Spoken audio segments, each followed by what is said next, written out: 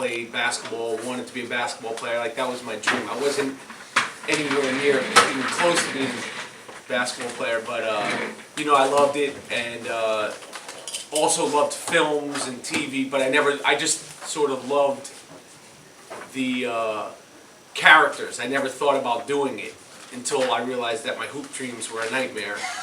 And then, you know, started doing stand-up comedy, and then that got me into acting, and then, but I've always been, you know, still loved sports, and you know, the way I started making documentaries, I made 2 documentaries, was just a curiosity. You know, it was just a curiosity. Like, I made my first documentary was about a group called the Tribe Called Quest. Have you guys heard of a Tribe Called Quest? Yeah. Hip hop group. You heard of a Tribe Called Quest? It's not a. Oh, you know, our resident hip hop head Bruce is out, so. but like Tribe Called Quest was one of the first hip hop. You should listen to Tribe Called Quest. I mean, if you like Kanye, or if you like, I mean, really like the influence of Pharrell, like the influence on hip hop. Tribe is really good. So, but I was always a fan of theirs, and you know, the curiosity just kind of spawned me to make the movie. And then that movie got me into have the opportunity to make the 30 for 30, which I'm sure all you guys all love sports, so you guys must love the 30 for 30s because they're so good. So I you know, got to do that film, and you know, I'm 45 years old, and I was born in 1970, so I was born the year that the Knicks won that first championship, and so I didn't see them play. I just heard about them. You know, and this is a time, it's probably so foreign for you guys, because you guys have phones and internets, and I have a phone and internet too, we're all addicted to these things. But, you know, at the time, you know, like you would see like maybe a bus with a poster of Clyde, or, you know, you would see like a bus, you know, like you know, a magazine ad with a thing. Like, you didn't have the accessibility. Like, now you could be like, did you see the play by Chris Paul last night? Or, well, he didn't make the play, but if you see, you know, you could watch it instantly. You could watch the dunks, you know, and you could watch it over and over. You could watch the crossovers. You could, you know, if I say who's, you know, Joe Johnson, you go, I never saw Joe Johnson. You could just look up all his highlights. It's just a different time. So there was sort of this mystique about those Knicks and sports at the time, and even just movies and television. It just was different because of, you know, the internet wasn't around. So, you know, when you saw things on TV, that was it. You know, you see it. It wasn't like there was no ESPN. So I loved those Knicks from mostly hearing about them as opposed to seeing them, and being a Knicks fan, and you know, the Pat Ewing and all those guys, which those guys probably seem like old guys to you. That era. You know, you still always heard about the championship Knicks, and that's what's, you know, that curiosity and really wanted to understand what made them so special to New York is what spawned me doing When the Garden Was Eden. So that's a little bit about, you know, the documentary. You know, I'd love to hear any questions you have about that, or you know, we can talk about sports, we can talk about, you know, I don't know if you guys see me as an actor or whatever, but, you know, I'm here. You know, your teacher reached out to me really simply, and I came up here just to talk to you guys because I'm a New York guy, and you know, you guys all seem like you're good kids, and you know, you're focused, and you know, that's good to be that way, because there's so many, you know, there's so many things that could get you away from being focused. But this age, it's like, you know, you guys know this, but it's like you know, stay doing what you're doing, stay positive, stay believing in yourself. You know, I like, you know, because it's like, I always, you know, say I'm in the Michael Rapaport business, right? I'm the chairman, I'm the janitor, I'm the general manager. You know, you gotta keep that belief in yourself. You know, like your parents, all that stuff. That's all. Everybody's gonna support you, but at the end of the day, you have to, you know, stay behind yourself and keep championing for yourself. The goods, the bads, the highs, the lows, and all that stuff. You know, people don't like, you know, understand. I was in music for a while, and a lot of artists said that like they had to take all those roles on. What's that been like for you as you've gone along in your career, and then recognize that you have to be more, especially now, more than just the celebrity, that you have to handle all of these other different things. I'm sure you have an agent and things like that, but still, you know, you're still your own micro publicist almost in a way. How's it changed things for you? It's changed. You know, when I was younger, I got a lot of success at 21. Quickly, you know, very, very quickly. And like I said, I didn't have this lifelong dream of being an actor. You know, I had a lifelong dream of being a basketball player. And I was like, and I loved movies and stuff like that. I loved Eddie Murphy. You know, he was a big, humongous star. When I was like about 12 to, I mean, he was the biggest star, Eddie Murphy. And you know, and I loved him. And I loved movies, but you know, when I decided I was going to do stand-up comedy when I was 17, 18, probably about 18, I started doing that, and then I got my first role in a movie. And you just, when you're young, everything's, I don't want to put like a different, like separate myself from myself while you're young, because part of me still feels like I'm 15, and I would have been goofing off if somebody had been talking in the class here. But, you know, when things are happening so fast, you don't really take them in and have perspective. When I was 30, I had my first son. I'm 45 now. You know, you start to kind of get a little perspective. Like, I've been doing this for 10 years. Like, I've done well for myself. But as far as, like, you know, that being you know, the chairman, you know, janitor, general manager, and everything else in my own career, it's just, I think that it's not even about show business. It's like in anything. Like, you know, everybody has trials and tribulations of what you're going to do. And and it really comes down to you can't depend on anybody else to care about what you're doing as much as you're going to care about it. Whatever your dreams and hopes and aspirations are, you know, they're your dreams, hopes, and aspirations, and that's fantastic. And, you know, the support system that you have around you, whether it's your friends, your cousins, that's all good. But at the end of the day, it's like it's you and like your thoughts and your dreams, and you just can't depend on anybody to make them happen for you. You know, you just have to go get them. And, you know, you guys are, you know, from what I know about the school, this is a good school to be in. And obviously you guys aren't, you know, you're smart, right? This is like, I asked your teacher, I said, this is a smart school. And that's a good thing. That's a good thing. That's something to be proud of. Like, it's like, you know, like that's like not anything, you know, I think when I was, you know, like there was like, it's a different time, but like, you know, there was like the smart kids and like, the screw-ups, or, you know, but it's like being smart is almost like the new cool, and that's good. It should be that way, you know. So, you know, don't be shy about being good students and all that stuff. What questions you guys have? Any questions? I have one. Like, how tough was it like getting, like former Knicks players to interview and now the general manager of the Knicks, Phil Jackson, like, he's like kind of notorious for not really talking about what he does. Well, it wasn't that tough to get them because, well, one of the surprising things was like Willis Reed. He didn't know what 30 for 30s were. Oh. And you know, because he's 70, he's like kind of like, you know, it's like after you've been around it so much, he probably stopped paying attention. So we sent him some of the 30 for 30s. Everybody else knew about them, like mostly everybody else knew about them, and they were all cooperative to get there. And you know, like obviously, probably the one I was most nervous to interview was Phil Jackson, because he's sort of standoffish with the press, and you know, he could be kind of snide, and you know, he could be sort of cynical with the media, and he's like, you know, he'll be. You know, if you ask him a question that's like a stupid question or a bad question, because he's answered so many questions, he will, you know, he'll shut you off. So when I interviewed him, and he comes in, he's very tall, you know, he was bigger, and his voice was deeper than I thought. You know, I was already intimidated because it was Phil Jackson, but just his presence, you know, he's a big guy, and he's got this really deep voice, and you know, he's just kind of, you know, moping around, and we were at a hotel in California, and I went downstairs and I met him, and you know, I said, I'm Michael, and he, you know, I bring him upstairs, and I'm in the elevator, it's just me and Phil Jackson, and when he sat down, I wanted to give him a good question right off the top, so he knew that I was not there to talk about Michael Jordan. I wasn't going to ask him something stupid. I wasn't going to ask him about Kobe or Shaq and Kobe's relationship. Like I wanted to hit him with good questions to engage him right off the bat. And then and then follow up with a good question, and follow up with a good question right off the bat, so I knew that he wouldn't shut off from me.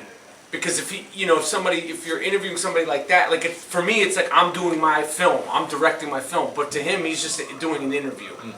So I engaged him very quickly, and as soon as he sat down, he said, "I'm gonna give you, I'm gonna give you 25 minutes," and and I was like, "There's no way this is gonna be like an hour at least." And I said, "All right, we'll just talk fast." So, but he wound up staying for an hour and 45 minutes because but he was putting up that wall, like he was giving himself an out. Like, I'm gonna, if this isn't good, I'm 25 minutes, I'm leaving. But he just wouldn't shut up at the end because the thing about that team was that, as many things as Phil Jackson and Willis Reed and all these guys, first of all, it's 50 years ago almost for them. Some of these guys are 7 years old. Like, they got drafted when they're 20, 21 years old. It's crazy. So, number one, it's a long time ago, so the memory. And number two, they've all talked about it. But the thing is that as much as Phil Jackson has done in his life, that was really sort of the time of his life. Being with the Knicks and being young and being drafted into the NBA and that excitement, no matter what you've accomplished, that's always going to be something special. So they were all actually really cool and very talkative because I knew going into it that I needed to be very prepared and not intimidated and not beat around the bush. Like, I want to just get right into it.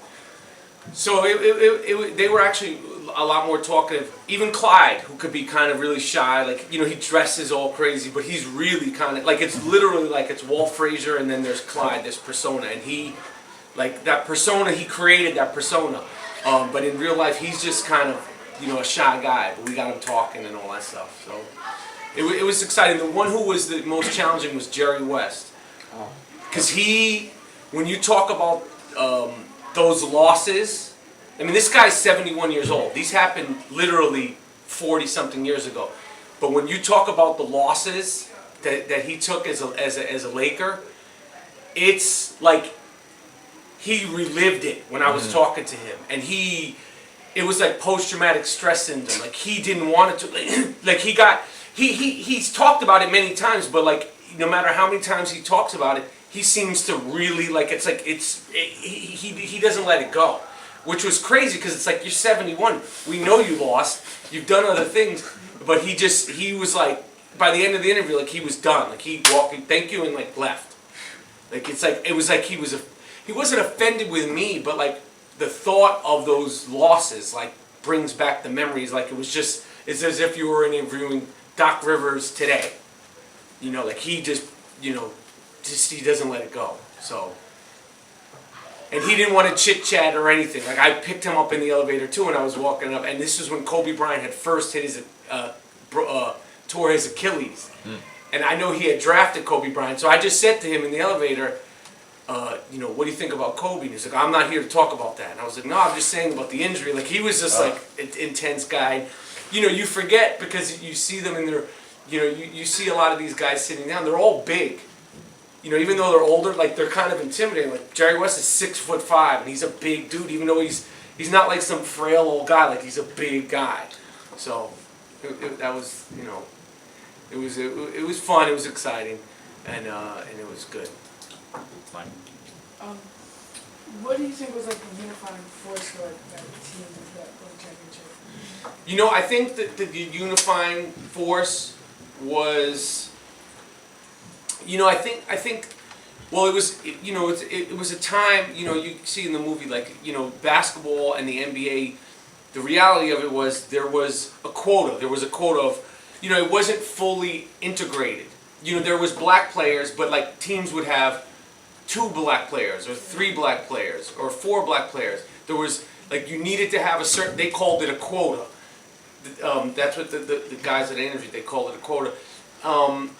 I think that the unifying force was that they were all, like, if you compare that team, it's been written about a lot, to any team now, it would be the San Antonio Spurs. The unifying force is that they really, their one objective was to win. And, like, as far as sports, basketball stuff, like no one averaged over 21 points. The highest score was 21 points, and each night, a different guy would be the guy who scored 21 points. Is that a fire alarm? So I think that the unifying force was that they just sort of had that objective, and I don't think that's anything you can really, it has more to do with the personality of the person than it has to do with the basketball skills. That sort of unselfishness, and like Greg Popovich has sort of mastered it. He's able to, talk to these players, and then they buy into it. Sounds cliche, like you hear these terms when you're watching them, they buy into the system. But I think that, when they hired Red Holzman, he was tough, and that the guys were, they were an eclectic group of guys from all over the country that were also kind of smart for basketball players, but they just were like, we want to win. And then playing in New York in front of that crowd, like the Madison Square Garden, like I said in the movie, it wasn't what it is today. It's not like there were celebrities and rocket ships going off and streamers. It was like, it was a different thing. So when that team started winning in front of New York, it was the first time that a basketball team became like a cool thing to go to. That team sort of made it cool, and because it happened in New York City, basketball, there was 12 teams in the NBA. And again, there wasn't Sports Center, there wasn't all that stuff. So if there's a team and it's not even a popular sport, and they're losing, no one's going to go see it. But that team started winning, and then it became like people that didn't even like basketball, like today, like everybody will go to a Knicks game. Like you'll see, anybody who could get a ticket be like, you want to go? It's like going to see like, like seeing a play, like a popular play, like everyone will go see it. So I think that the unifying thing was that they really just wanted to win, and they bought into it, and they trusted each other. And I think it was just sort of, like I said, had less to do with the basketball skills and more to do with the players. How long did it take to what was the whole how long did the whole process of making that 30 for 30 film take? It took a year. It took a year from the idea, which was inspired by this book that a New York Times writer, Harvey Arrington. He's a very well liked and just a popular, well-respected sports writer for the New York Times. He wrote this book, When the Garden Was Eden, and I read it and asked ESPN, and they were familiar with it because they know what they know everything about everything, and they were like, well, if you could get the guys, it was the first question, if they're on board to do it, we would love to do it. So. Who did we call first? I think we called Willis first because they said call the writer of the book said call Willis first because if he does it, they'll all do it. And then we got thrown for a loop because he never heard of the 30 for 30. So when I called him, he was like, "What is it?" He didn't know. He's like kind of a grumpy old guy. If he doesn't know you, he's tough. It was like a year-long process. The thing that's good about ESPN is that you have the support of them, which they have a deal with the NBA because the thing about making documentaries and the thing about the money and there's rights. Like every photo that you see in the movie, you get the rights for. Is that why you guys it's a little more economical to pan on a still as opposed to try to acquire video as opposed to acquire the video? Well, is it cheaper to you know what I mean, to make that motion of the still as opposed to... I'll tell you, the thing about, here's the thing with that film, is that... Probably not a lot of video either. Say it again? Probably not a lot of video. It's not like the games weren't covered like they are today. Like there'd be like, if you watch the basketball footage, it's like they do like this and then they go like that. It's like this, and like now you got cameras and strings and cameras on the backboard and there's on top and there's cameras on the floor. There's 20 cameras covering an NBA game. And like especially like a finals game, like it's like they'll create cameras and they'll do that sort of motion thing where you could like 360. There would be like 2 cameras, and then a lot of the footage, for some reason, of big games, the NBA didn't keep the footage. So like that one game when they lost in 1970, when they won the game in 1973 to win the championship, the footage was gone. It didn't exist. And then somebody died, and when they were cleaning out their attic, they said, and it was a videotape of the TV. It's not even the actual game. Like, so when you see it's all grainy, somebody was videotaping the TV, and that actual videotape was destroyed, and they refurbished it, and that's the only footage of 1973 World Championship game is a videotape, and it's a bad videotape. So the NBA just didn't keep it. Like the other sports league, the Major League Baseball and NFL, you have all kinds of stuff. So there's that, and then they told us from the beginning. They said you only get 10 minutes of footage, 10 minutes of NBA footage, and then the radio broadcasts are separate. So every time we use, like sometimes we use the TV and then put Marv Albert because people know his voice with the radio. But like if we use 30 seconds of TV and 30 seconds of Marv, it'd be 1 minute. So the radio would be, and because Marv, after we did it, he said, you know, I wish you would have used my voice more. And I said, listen, this is the situation. And he understood. He goes, oh, they're really tough and blah, blah, blah. But the photos, the sports photography at the time was more like high art. You know, like because of the technology, like sports photography were treated like really respected. So if you look at the photography, we started looking at the videotape and the photography was so much better, so we used a lot more photographs. But I wanted, because, you know, especially for like younger people and myself, but anybody who watches sports now, you're so used to being able to see it and have it, it's so cool looking. I wanted to try to create that the best I could, so that's why we used the video and the sport, you know, and the photography and the music to try to give it, you know, to make it cool. Because if you just show the footage, it's like it puts you to sleep. What was your initial question though? How long? How long? Oh, so it took a year. It took a year. It took a year from beginning to end. And the coolest thing was the first time we showed the movie, we showed it at the Tribeca Film Festival, and all the players came, and you know, Phil Jackson afterwards was so. The compliment, it meant so much because it's really at the end of the day, it's their story. And they were really happy with the movie and supportive of the movie, so it was nice. And I was worried; I didn't know what they would think, and they had never seen that fight footage of Willis Reed fighting the Lakers. Oh man! He never saw that footage. Phil Jackson talks about seeing it, but he had never seen it since then. And the NBA had buried that footage. It had been they didn't put it out. There's no internet of it. And I called Adam Silver, who just stepped in as commissioner, and I said he was familiar with the project, and you know, I didn't just call him cold. ESPN connected me with him, but I just begged him. I said, listen, you know, we're doing this film, and you know, like there's not going to be another 30 for 30 on the Knicks. So, and you know, we're talking about it in a sort of respectful way. It's not, you know, it's not. Because I said the guys on the team talk about that incident being a big thing because they knew they had like a badass. Willis Reed was like a badass. So we want to show it in that context, not showing it in like a glorifying way.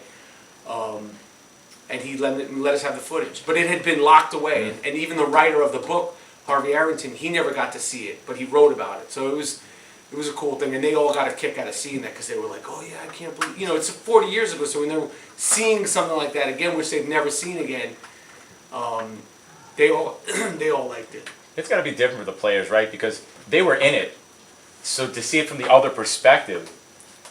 And hearing other people's Yes. opinions, like hearing like, oh, I didn't know Clyde thought that, or I didn't know he thought that. And they were all really cool. It was nice. It was nice to get that validation. From How them. did you get Willis Reed open? I mean, because you know, in my writing, like Yeah. some players are more willing to talk than others, and Yeah. some do put up that facade. Yeah. How did you break down? Well, how did you break him down? Like, what did you do to get him, you know, to have that rapport? Because if they're talking to difficult subjects, or not, or perceived Yeah. difficult, how did you get him to open up? That's a good question because he is, you know, if you like Willis Reed is notoriously like when he coached for the Nets, like he just Taciturn. he just really like, yeah, well, kind of like the way Bill Belichick is. that's how kind of like Willis Reed is. Like, just, yeah, it was like, yeah, they scored the game, you know. So what I did with him, and we went down to his house, and his wife was there, and they were tough. They were tough. And I was nervous about it. Just good questions, enthusiasm, and just good questions are number one. And number two is be concise with the questions and be a good listener. And then as soon as he answers a question, if you're like, if I say, where'd you get that sweatshirt? And you say, well, I got it at the sports store on 110th Street. And then I go, I'm not listening. You know, if I say, well, what's a sports store? And you tell me that, and oh, do you go there a lot? So I'm engaging with you.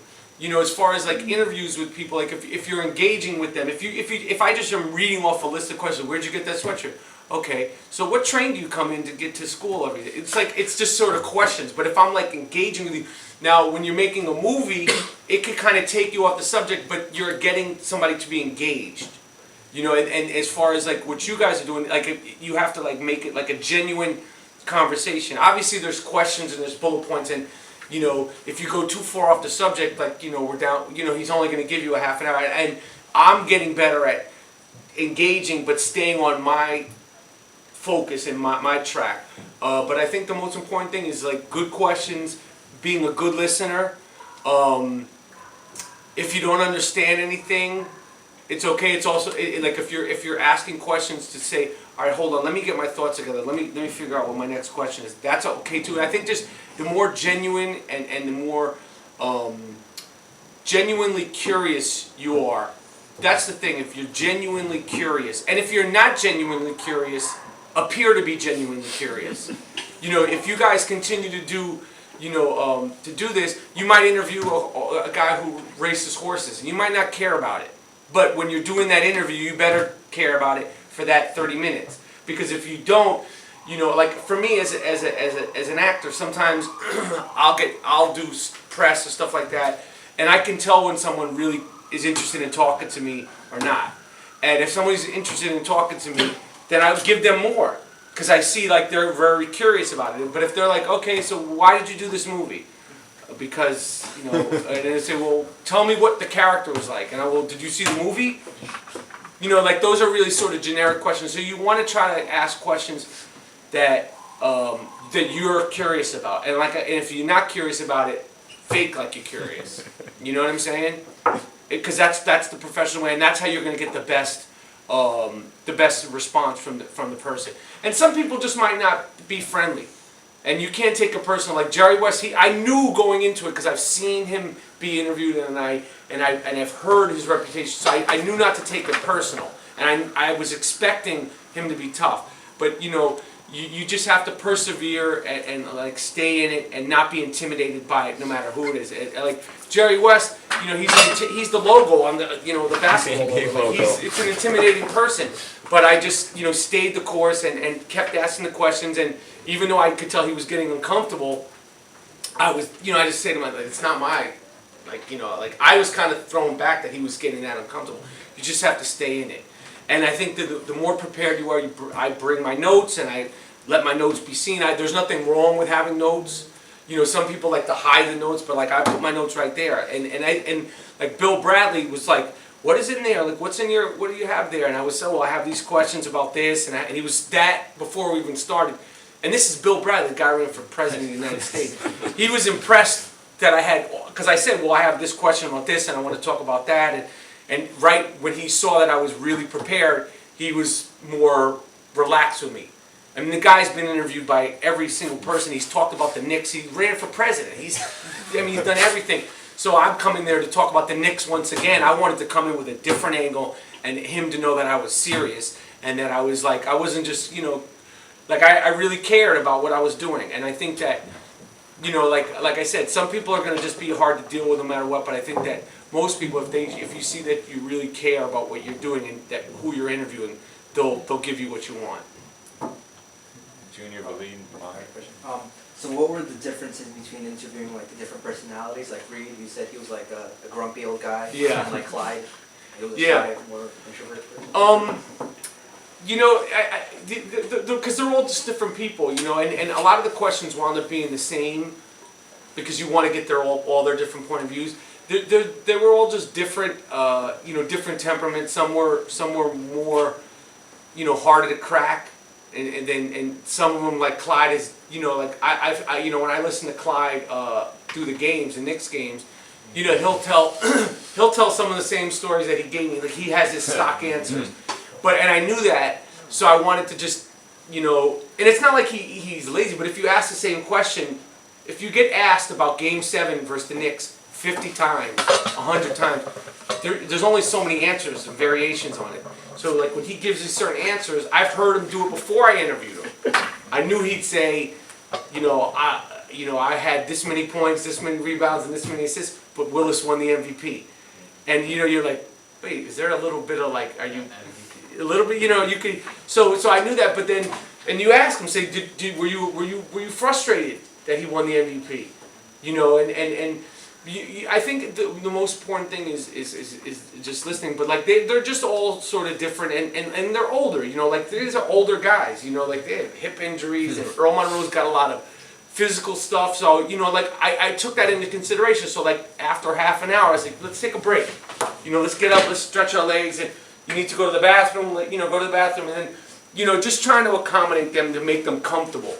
I think making the subject feel comfortable physically first. Like for Phil, I have this chair in my house. It's a director's chair, but it's a high chair. It almost like the seat is this high, and I know he has back problems. And when he coached the last time for the Lakers, he had this high chair. So I brought the high chair, and he was like, "Oh, what is this chair?" I said, "I brought it for you because I know your back." He was like, "Oh, why?" And I was like, "No, just sit in." I said, I was like, "This is the most comfortable chair in the world, Phil. Like, just try this chair." And then he sat down and he was like, "This is pretty comfortable." So I wanted them to be comfortable. Offer you want water and take a break and again, I think those little things as far as journalism, they're important. They're really important. But pretty much at the end of the day, they were all really nice. They've all dealt with the media for years, because they're all professional athletes and they were all, the man at some point. So it's not like, I was interviewing just a random people. Like we did interview some people that don't get interviewed a lot, and that's a little bit harder. Like we interviewed the one guy in there.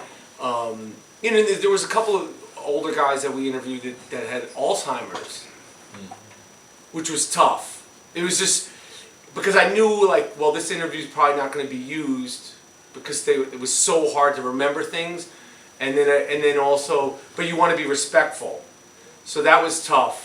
It was tough to just deal with because you're like, wow, this is like, you see this guy can't remember anything, and he's here and he wants to remember everything, and that was just like kind of like, a little sad, but the reality is like, making a documentary, just to go into that, or telling a story is a challenging thing. It's not easy, especially when it's multiple people telling the same story from different perspectives. Because at the end of the day, you have to take all that footage. Like we shot like 30 hours of footage. The movie's 75 minutes. So you took all that footage.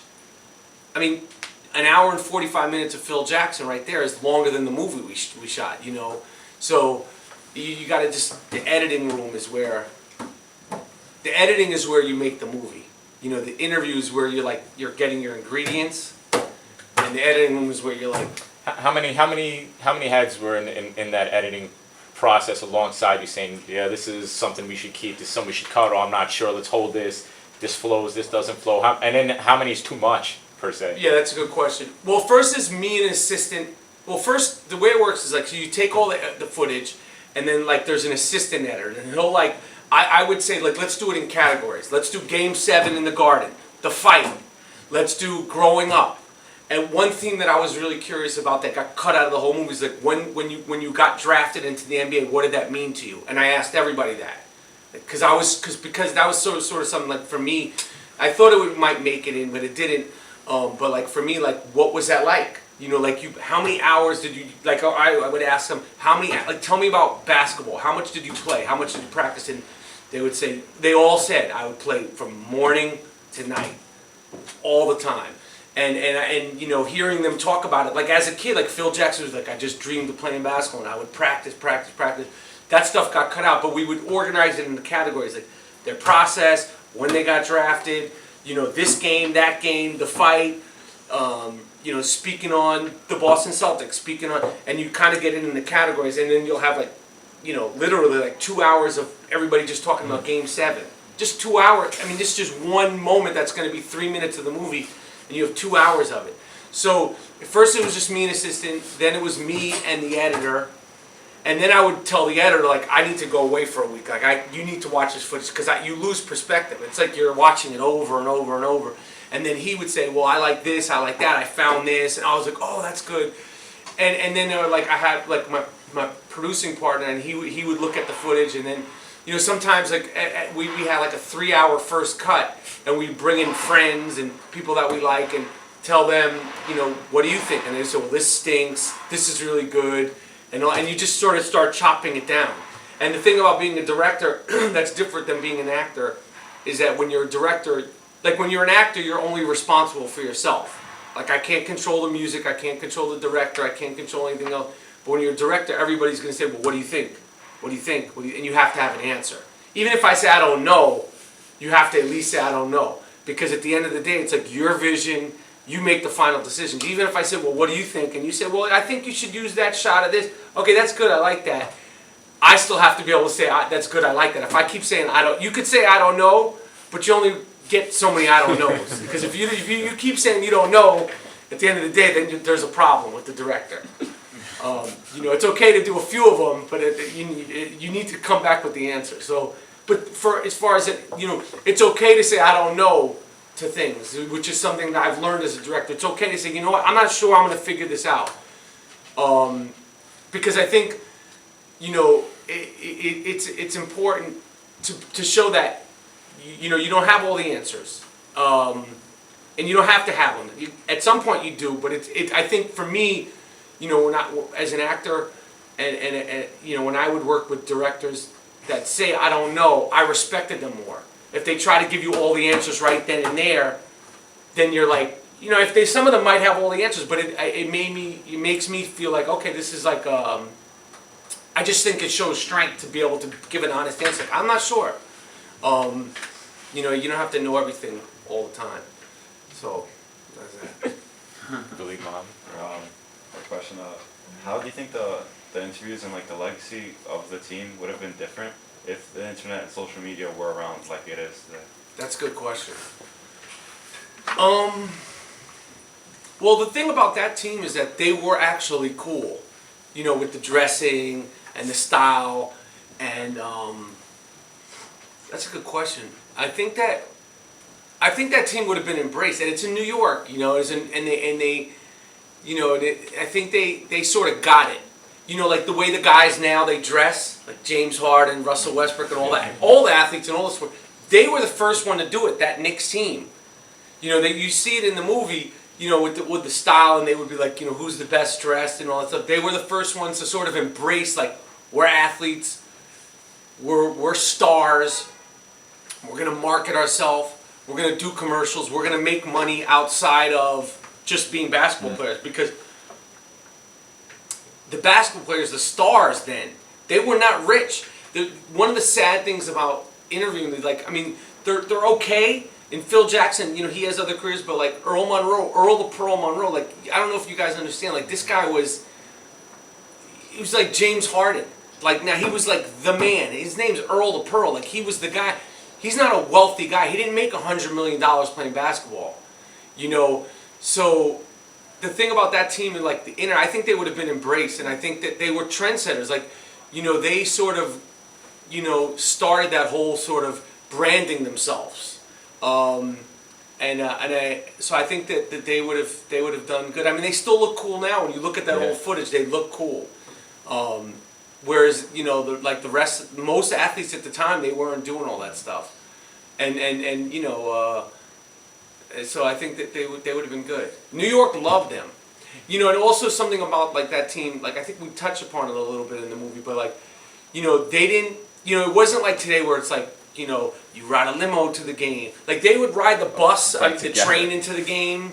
You know, and the fans loved that. Like, yo, Phil Jackson's like, I'm riding. Where are you going? I'm going to the game. I'm going to the game too. Like they would be on the train with them, because it was a different time. You know, it was like so you could, and because they were in New York, they like.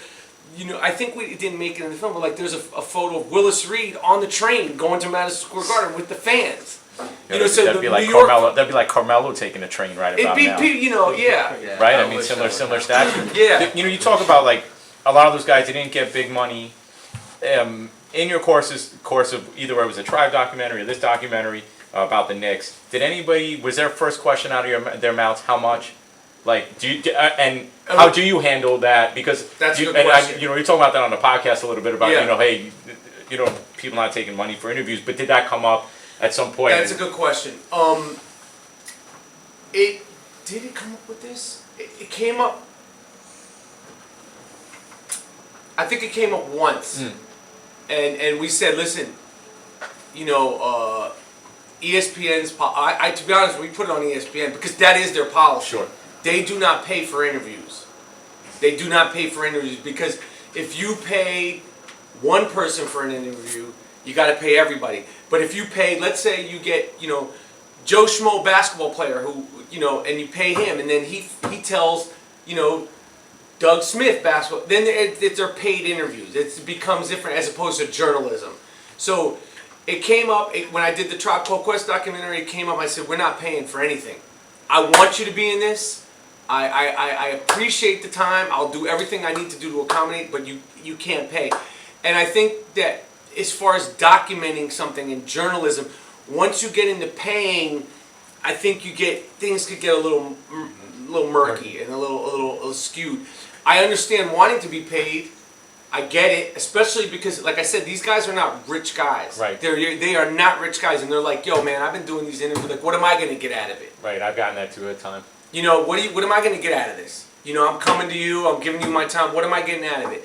And I say, I understand that. I respect that. But you know, and unfortunately, we never had to do it. Right. How many times would you like go back to a subject? If they said, all right, you know, how much? Would you come back a second time, not with an offer, but you know, have you given some consideration, or would you just say, you know what, look, I have all these other people that want to be interviewed. The story can still be told without. I never got to that point. I was Okay. prepared that. Yeah. You know, I was going to do another documentary, another 30 for 30 on this basketball player. His name was Chris Jackson. Ooh, Mahmoud. Yeah, Mahmoud Abdul Rauf. That'd be an interesting one, man. He played ball in college with Shaquille O'Neal. Really, really good. Played in the NBA. Anyway, his story is very interesting. And he asked from the top about being compensated. And I asked ESPN, what do I do? And they said, listen, since he's the main person, say maybe you compensate, like, because every photo that we use, there's footage. I mean, you have to get the rights for it.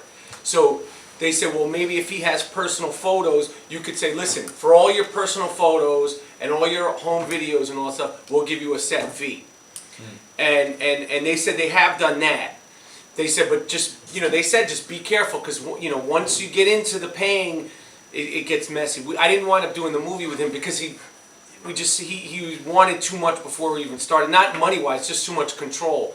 And I don't know, did any of you guys see the Allen Iverson documentary?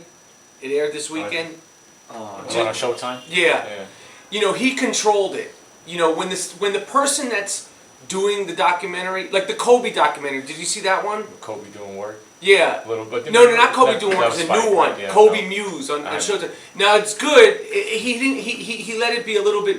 But you know, if you're gonna do a documentary, you know, unless you're really willing to go all the way, there's no point of doing it. Like if you know, you're not gonna let the good, the bad, and the ugly be in there. It's just gonna be the good. We know that you're great, Kobe. We know that you're great, Allen Iverson. But like, if we don't get into your story and the things that are uncomfortable, it's not going to be a compelling film. And I think that once you get into paying, and once you get into, well, you're going to be, I'll let you be a producer.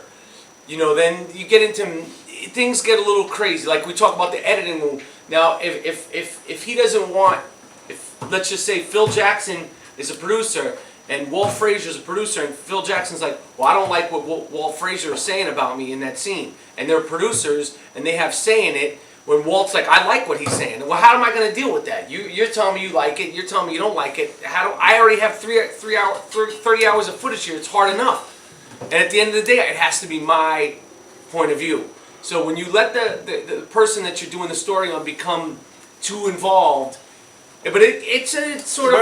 Where was that line with the tribe documentary? Because I think that was a whole other line. That's a little different than the Knicks one per se. Because They wanted you control. went out with them, yeah.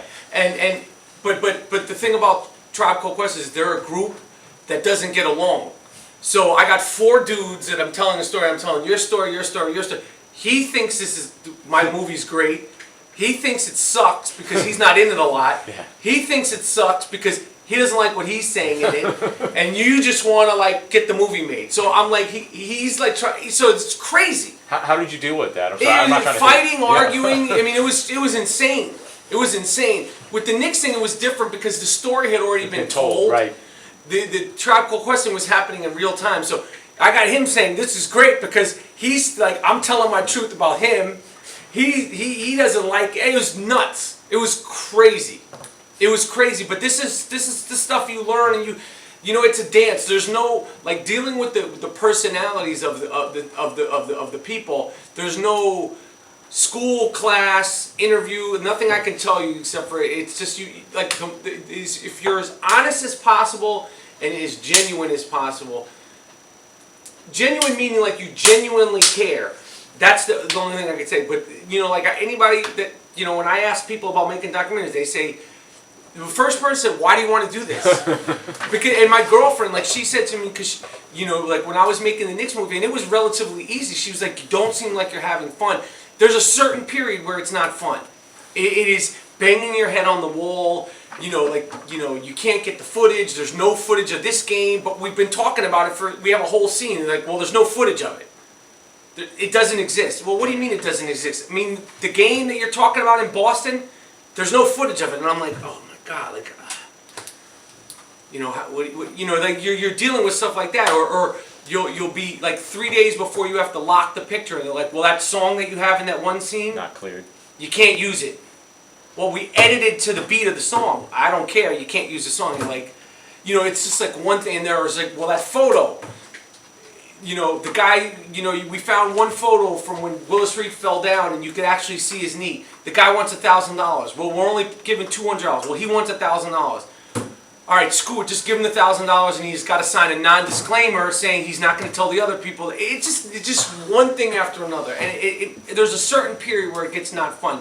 Making it and shooting it is fun, and then in the editing in the beginning you think it's all good, and then you're gonna get into like the black water, and that's not fun. And then you come out when you show the movie, and then it's fun if it's good.